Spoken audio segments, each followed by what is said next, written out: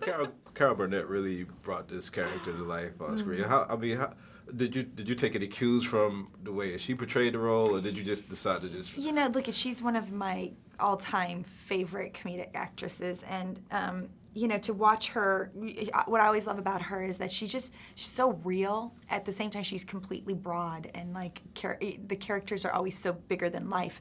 And I wanted to sort of honor that and keep that a part of Miss Hannigan. But this Hannigan is a part of a completely new story. She's a new character as far as I'm concerned. So, you know, I think that she represents today's sort of epidemic of thinking that fame and celebrity is how you know are validated, and not until she learns how to love herself, and that she's worthy of love, is she able to become the person she's meant to be.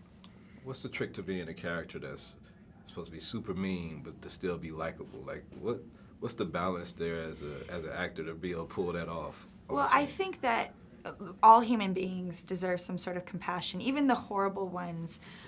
Something had to happen to them to make them that way. Nobody's wholly evil or wholly good, right? So, you know, I just kind of think that you have to kind of feel for her. And also, because what she's going through is something that I think everyone goes through, everybody at some point has to learn that, you know, they are worthy of love. You know, I think everybody for a minute there, you just kind of, you have times in your life where you haven't learned that yet.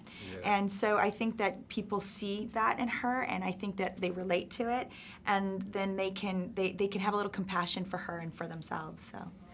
You've done a lot of stage work along with TV and film, and how do you think Annie has been influenced over the years? So the first movie came out 5 years after it hit the stage.